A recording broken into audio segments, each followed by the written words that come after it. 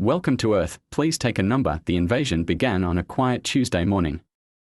A strange humming sound echoed through the sky, growing louder over the small town of Greyfield.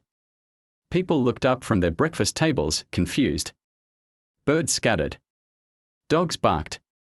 And then, a massive alien craft broke through the clouds, hovering silently above the town square. Inside the craft, 4 alien commanders prepared for what they thought would be an easy conquest. Their leader, Commander Thoke, studied Earth's atmosphere on a screen and grunted. Primitive. No shields. No planetary defense grid. This will be over before lunch. Their goal was simple: land, capture a human specimen, and show galactic dominance. But Earth, especially this small town, had something they didn't expect. Danny was a janitor at the local high school. He wasn't a scientist or a soldier. He wasn't even very organized. But Danny had something the aliens couldn't. Understand: wit, sarcasm, and a very sharp sense of humor. That morning, Danny had just stepped outside to grab a coffee when the alien ship blocked the sun. He looked up, took a sip, and muttered, "Well, that's not the pizza delivery guy." As the ship landed, strange metal legs hissed against the asphalt. A ramp extended, and 4 tall aliens stepped out in full armor. One of them raised a glowing device and shouted in a strange, echoing voice, "Surrender, primitive life form." Danny blinked. Primitive? Buddy, I have Wi-Fi, 3 kinds of coffee machines, and 6 streaming apps. You sure you're on the right planet? The aliens paused. Their translator buzzed awkwardly. Surrender or be vaporized. Danny crossed his arms. You want to vaporize someone? Get in line behind my boss. The lead alien looked at the others, confused. Why does he not fear us? Danny smiled, grabbed a megaphone from the school fence post left over from the weekend fair, and started yelling, "Attention everyone. We've got alien tourists here. Please form an orderly line for autographs." Within minutes, half the town had shown up: kids on bikes, elderly ladies with lawn chairs, and teenagers live streaming on their phones. Someone handed one of the aliens a hot dog. Another teen asked for a selfie. The aliens were overwhelmed. Their plan for terror had turned into a block party. Commander Thoke tried again. Cease this madness. You will obey. Danny pointed at a nearby food truck. You guys want tacos first or world domination? We've got a lunch special. Just then, the aliens' translator unit began to spark. Too much sarcasm. Too much illogical humor. Their logic-based brains were struggling. This human of his. Breaking protocol. Danny took a dramatic bow and said, "You ain't seen nothing yet, space lizards." As the aliens retreated slightly, trying to reboot their devices, Danny turned to the crowd and grinned. Who wants to prank some invaders? The people of Greyfield cheered. The invasion had just begun, but the aliens already had their first regret. Commander Thoke was losing patience. His landing crew, elite warriors from the planet Varnock, were supposed to dominate and subdue within minutes. But instead, they stood surrounded by humans.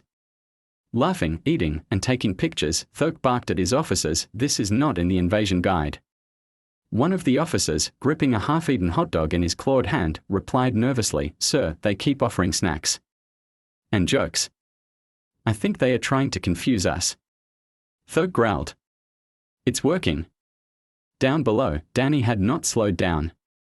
He was now directing traffic with a glowing cone, pretending to be the official human ambassador of Earth's Galactic Taco Council. He stood in front of a table that read, "Alien Welcome Booth." Next to it, a handwritten sign said, "Free tacos for first-time invaders." Beside him, little Timmy from the neighborhood handed out napkins. An elderly woman offered lemonade. To a confused alien who tried sipping it through his armored helmet, Danny noticed the aliens hesitating and called out, "Hey fellas. Your mothership doesn't have tacos, does it?" The aliens shook their heads slowly. "Didn't think so," Danny said, flipping a tortilla in the air. "That's your first mistake." Thoke was now panicking.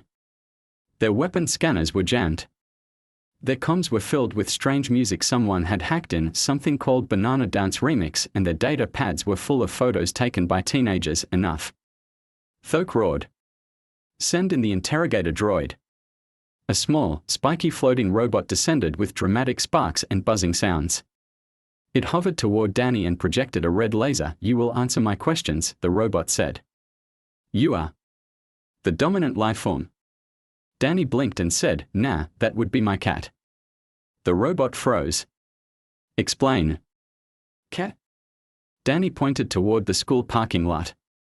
His large orange tabby, Toasty, sat on the hood of a car licking his paw. The droid scanned the cat. Energy signature, unpredictable. Threat level, unmeasurable. Status, unknown alpha. Suddenly, the droid backed away. Thoke's head tendrils twitched. "What did the interrogator say?" "He thinks my cat is your superior," Danny said with a grin. More humans gathered. Someone set up a speaker. Music started. A conga line formed around the ship's legs. The aliens were boxed in by friendliness and absurdity. One alien leaned close to Thoke and whispered, "Sir, they've weaponized fun." Thoke's eye twitched. "What kind of monsters are they?" Inside the mothership, their central AI, an ultra-advanced logic system, sent a warning to Thoke's communicator: "Caution, local population operates on chaos, sarcasm, and emotional illogic. Recommend immediate extraction." But Thoke refused. "To retreat, we are warriors. We do not lose to dancing flesh creatures and meat folds." Back on the ground, Danny stepped up, wearing a sombrero he had found in the school's theater room. He raised a taco and shouted, "To peace through digestion." The humans cheered. A kid threw confetti. The aliens were now completely overwhelmed. One even tried to hand his blaster to a toddler in exchange for a burrito. Danny looked straight at Thoke and smirked. "Tell your bosses if you want Earth. You better bring better snacks." Thoke let out a defeated sigh and pressed a button on his wrist. Behind him, the ramp hissed as it began to retract. The Varnock invaders slowly boarded their ship again, looking dazed and defeated. One turned to Danny and mumbled, "What is banter? Why does it burn?" Danny winked and said, "It's a human thing. You'll never survive it."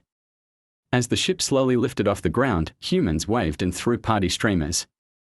Danny gave them a final salute with a paper plate in his hand. Above the clouds, Thoke slumped into his captain's chair. This was supposed to be easy.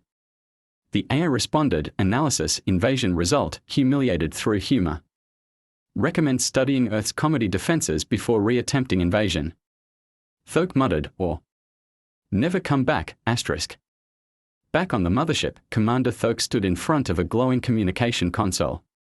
His helmet was tilted, his shoulders slumped, and his voice carried no pride. "This is Commander Thoke of the Varnock Invasion Fleet, reporting mission failure," he said into the glowing recorder. The screen flashed, "Reason for failure."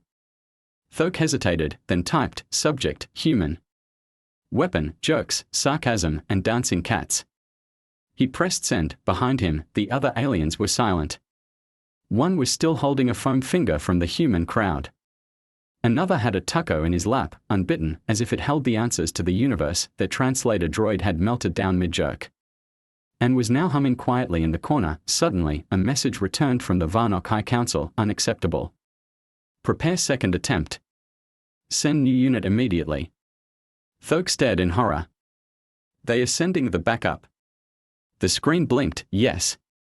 Deploying Protocol Unit 44X, Galactic Inspector." Meanwhile, down on Earth, Danny was being carried on the shoulders of the high school football team. Confetti still rained down. A banner had been made that read, "Earth 1, Aliens 0." Danny had become an overnight hero. His phone buzzed non-stop. News channels were calling.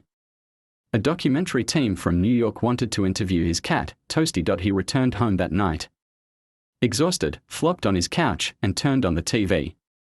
Every channel showed footage of aliens trying lemonade, getting roped into a potato sack race, and one of them crying while watching a rom-com. "Not bad for a janitor," Danny muttered. With a grin, but high above Earth, something else was arriving. A new ship blinked into existence, sleek, dark, and far more serious than Thoke's flying donut. Inside, Protocol Unit 44X activated. This wasn't a warrior. This wasn't a pilot. This was a rule enforcer. He looked like a walking clipboard. Tall, thin, robotic eyes. A cape made of Paperwork flowed behind him. He stepped out of his ship, scanned the town, and declared, "I am here to investigate Earth's violation of Invasion Protocol 17B, excessive use of humor against military personnel." The next morning, Danny was sweeping popcorn off the school steps when he heard the loud hum again. He looked up and sighed again. The new ship landed perfectly in the middle of the football field.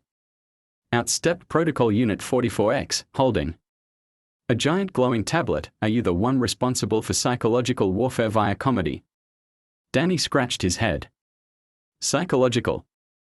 I just offered them tacos." "Exactly," said the inspector. "Unfair use of hospitality.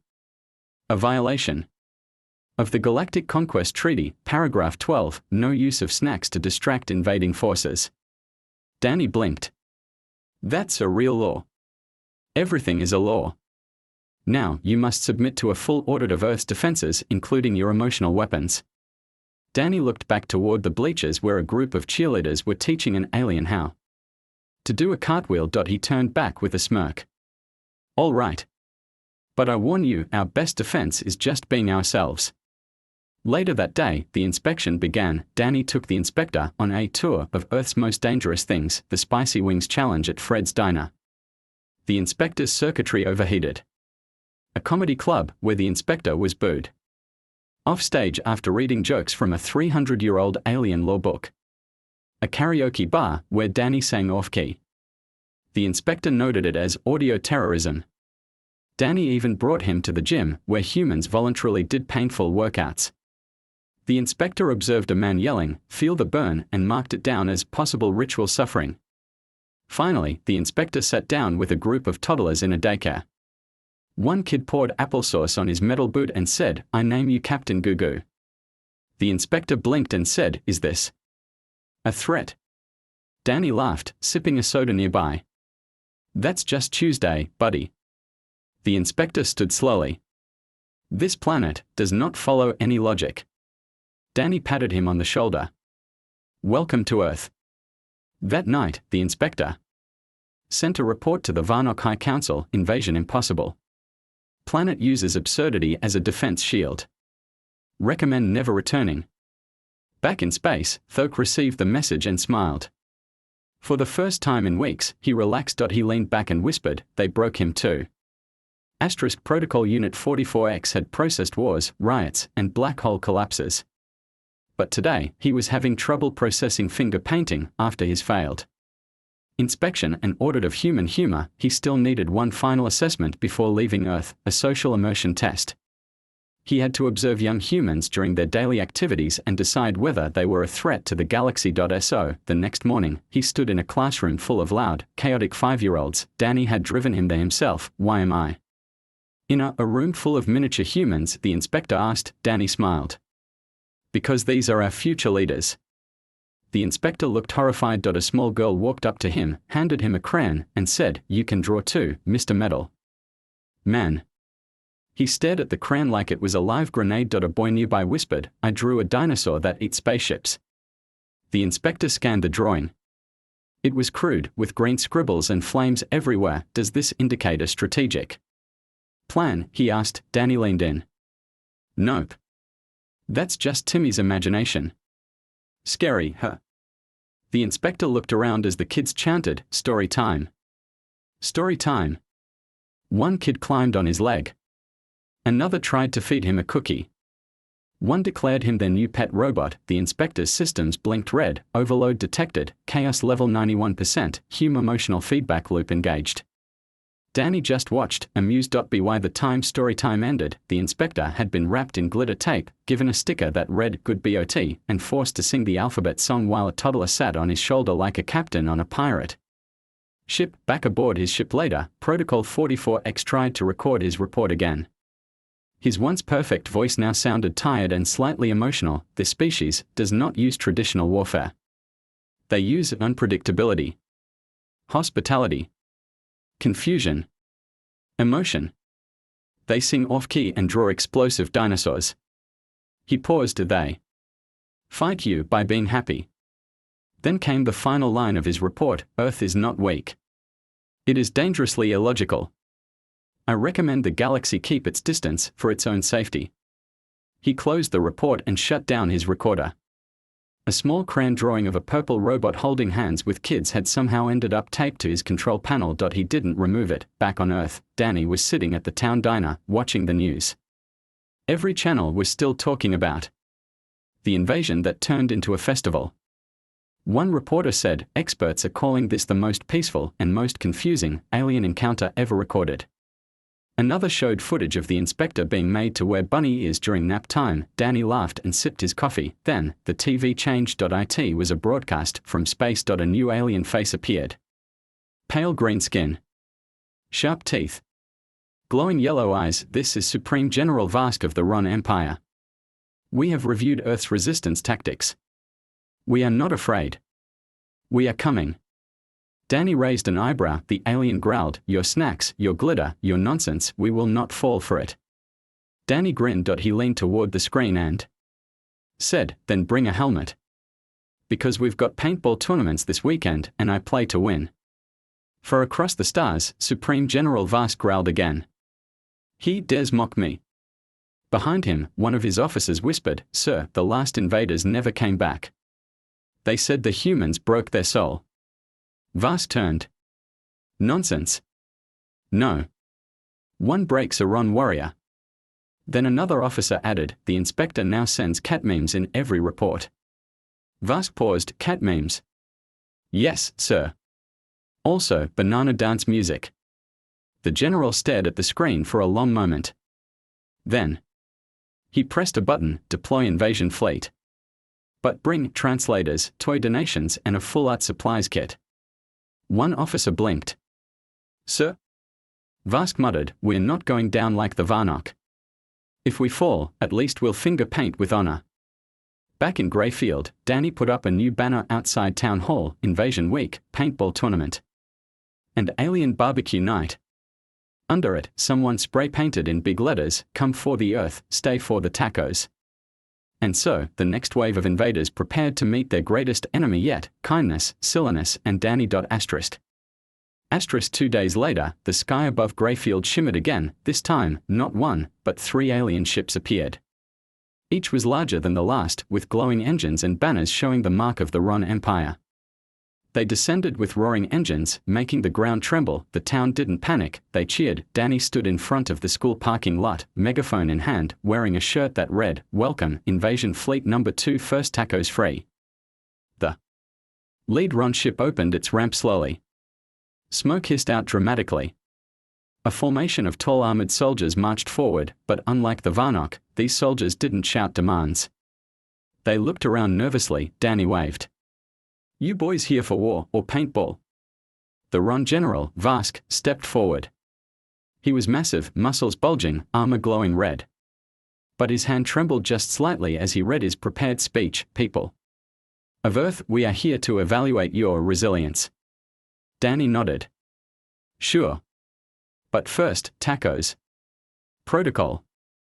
He pointed to a giant sign, "No battle before burritos." The general blinked. "Is that a law?" Danny grinned. "It is. Now." Soon, the Ron warriors were seated at plastic tables in front of the high school gym, awkwardly holding tacos and trying not to spill salsa on their weapons. One soldier looked around. "Why are they not afraid of us?" Another answered, "Because they don't care. They are enjoying this." One teen handed a Ron a squirt gun. "You'll need this for the paintball match." General Vask tried to keep his pride intact. "We do not play games." Danny leaned over and said, "You'll want to." Last time, the mayor took out the math teacher with one shot to the forehead. It was glorious. An hour later, the great intergalactic paintball war began. Half the town suited up in mismatched gear, goggles, and neon-colored vests. On the other side, the Ron soldiers lined up in formation, confused but determined. Danny blew a whistle, chaos exploded, paintballs flew like meteor showers. Screams of laughter echoed. One alien warrior slipped on a banana peel. Another got ambushed by a 6-year-old with dual paint guns yelling, "For Earth." Vask took cover behind a picnic bench, completely drenched in yellow paint. "This is madness," he growled, then a paintball smacked him on the back. He turned and saw Danny standing 10 feet away, grinning. "Welcome to Earth, tough guy," Danny said. "You want the last taco, you gotta earn it." Vask raised his marker and fired. Paintballs rained down on both sides, and for the first time in his military life, the Ron General laughed. By the end of the match, both teams were covered in paint, sweat, and broken pride. The scoreboard was messy, but nobody cared. Everyone gathered in the park. Music played. Burgers sizzled on grills. Children danced with aliens. One Ron soldier taught a teen how to juggle space grenades without pulling the pins. Vask stood beside Danny, sipping lemonade. "I thought this world would be weak," Vask admitted. "But it's something far more dangerous." Danny raised a brow. "Oh yeah. What's that?" "Unpredictable. Illogical. Ridiculous. You confuse every system we rely on." Danny chuckled. "That's humanity for you. You bring war, we bring jokes and hot sauce." Vask looked at the dancing humans and aliens and sighed. "I came to conquer. Now I'm just trying to survive your, what do you call it?" He pointed to a group of humans doing the chicken dance. Danny nodded proudly. "Culture." Later that night, Vask contacted the Ron Council. "This is General Vask. The invasion has failed." The council leader shouted, "What? Why? You had full firepower." Vask replied, "We were outmatched. Not by weapons, but by barbecue, games, and emotional confusion." The council scoffed, "General, you must return immediately. Your mind has been corrupted." Vask glanced at the human crowd behind him, then smiled. "Maybe it has. But I've never felt more free." Then he ended the transmission. Back at the park, Danny handed him a cold soda. "So, what's next? You gonna try again?" Vask laughed. "No. I'm retiring here. I've been offered a job as your assistant coach for dodgeball." Danny clinked his soda can to Vask's. "Welcome to the madness." And somewhere, across the stars, the rest of the galaxy watched with confusion and fear. Earth had done the impossible again. Far from Earth, on a massive floating station shaped like a spiral galaxy, a red alarm blinked. Inside the Galactic Union headquarters, dozens of alien leaders gathered in panic. From crystal-skinned diplomats to worm-like rulers with translator helmets, all had one thing in common today: fear of Earth. A tall, blue alien with 6 eyes slammed his fist on the table. "Enough." First the Varnock failed. Then the inspector broke down. Now the Ron Empire has surrendered voluntarily. The council chamber filled with nervous murmurs. Another alien leader hissed, "The humans are not warriors, they are something worse. They mocked us," another said. "They weaponized sarcasm." And one added with a horrified gasp, "They made my cousin do the Macarena." All eyes turned to the main screen as a live feed played. A huge Ron soldier, arms swinging side to side, surrounded by laughing humans, smiling like a child. The room fell silent. The Supreme Elder of the Union, an ancient creature wrapped in glowing robes, finally spoke. "This Earth is an infection of chaos. And it's spreading." Another alien spoke up. "They don't follow rules. They turn invasions into game nights. They offer tacos instead of terms of surrender." A spider-like ambassador asked, "What do we do? Launch full-scale war?" "No," said the Supreme Elder. "We must do the unthinkable." Everyone leaned in. "We must invite them to the Galactic Union." Gasps filled the room. "What? Have you lost your multiple brains? Earth in the Union? They'll turn every meeting into a comedy show." But the Elder remained firm. "We can't defeat them. So we must contain them with friendship." Back on Earth, Danny was hosting a backyard grill-off. Aliens and humans stood side by side, arguing over hot sauce. One alien accidentally tried to grill an entire pineapple with the peel on. A girl laughed and taught him how to slice it properly. Vask wore an apron that said, "Kiss the cook or get vaporized," and flipped burgers like a professional chef. Suddenly, a ripple shimmered in the sky. A small, golden shuttle landed quietly. In the field behind the house outstepped 3 members of the Galactic Union, dressed in formal robes, glowing symbols floating behind them. Danny turned the music down and raised an eyebrow. "More visitors?" The lead ambassador stepped forward. and cleared his throat. Human Danny. By order of the Supreme Council, we invite Earth to join the Galactic Union as an official member species. Everyone went silent. Danny blinked. Wait, what? You are now officially recognized as a Class 5 cultural threat. Which means you qualify for diplomatic immunity. Danny laughed. So you want to stop the invasions by making us your friends? The ambassador nodded. Yes. Please. No more dancing. No more prank calls to the moon base. And no more flaming nacho challenges. Danny smiled. Deal. But we want voting rights. And snacks at meetings. The ambassador sighed. Done. Weeks later, the Galactic Union Assembly opened. With a brand new guest, Earth, the chamber had never seen such chaos. Danny showed up wearing sunglasses, carrying a boombox, and offering burritos to everyone in the front row. Vas stood proudly behind him as Earth's first alien ambassador. A Varnock representative whispered, "This is the end of the galaxy." The Supreme Elder stood and welcomed Earth with a speech. Danny interrupted him 3 times with jokes. Point 1. Council member cried, another accidentally laughed. By the time the meeting ended, 3 alien species had downloaded the Banana Dance remix, and the intergalactic interpreter AI had glitched out trying to understand sarcasm. Later that night, Danny sat on the balcony of the Galactic Embassy on Earth, looking up at the stars. Beside him, Vask sat peacefully, sipping a cold drink. You ever think we'd end up here? Vask asked. Danny chuckled. Nope. I thought I'd be mopping the school floor forever. Now I'm a galactic ambassador with a grill and a paintball trophy. Vask nodded. Earth didn't just survive invasion, it conquered the galaxy's heart. Danny grinned. One prank at a time. They raised their drinks to the sky because sometimes the strongest weapon is just being human. The Galactic Union Summit was now a yearly event, but this year was different. It wasn't held on a sterile space station. It wasn't hosted by cold diplomats or emotionless machines. No, this time, Earth was the host and it was being held in Greyfield, the small town that once faced an alien invasion. With tacos and dance battles, banners waved above Main Street. Welcome, galactic guests. Peace, paintballs and pancakes. Survive Earth's Game Night Challenge. Dozens of ships floated quietly in orbit. Shuttles came and went. The once feared aliens now arrived with gift baskets, joke books, and new dance routines. Danny stood on a stage in the center of the park, wearing a golden sash that read, Supreme Ambassador of Ridiculousness. Beside him stood General Vask, no longer a war leader, but now Earth's official alien cultural exchange officer. His name tag simply read, Vask Try the Ribs. Behind them, children from across the stars ran around with squirt guns and bubble machines. Music played, and Earth's best food stalls lined the field. The event was named Unity Through Laughter. Danny stepped up to the microphone. Friends from all galaxies. We welcome you not with fear, not with weapons, but with jokes, hot sauce and inflatable castles.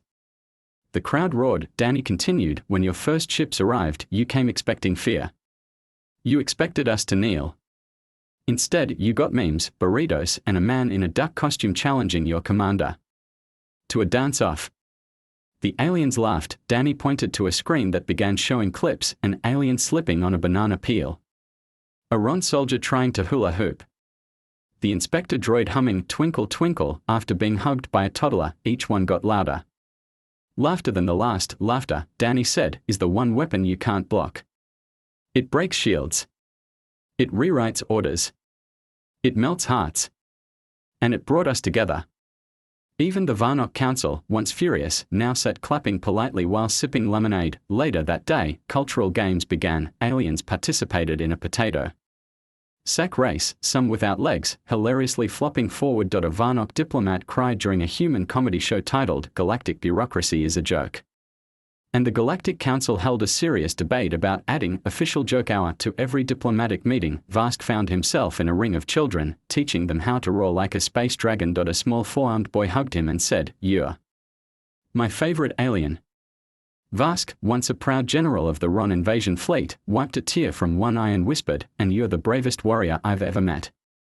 As night fell, fireworks burst above the town, stars glittered in the sky. Ships hovered silently, watching in awe. Danny sat on a picnic blanket with a soda in hand. Vast beside him, chewing on roasted corn. You know, Vast said, I once thought you people were insane. We are, Danny replied.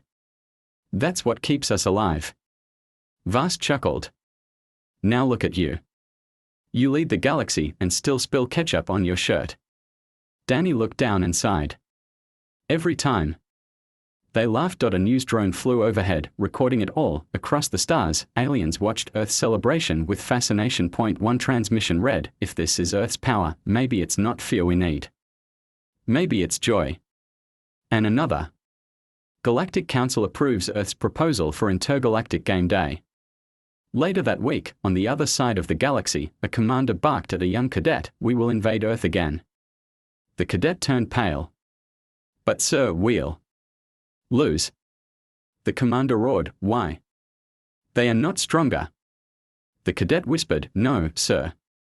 But they are funnier. And so, Earth became more than just a world. It became a symbol.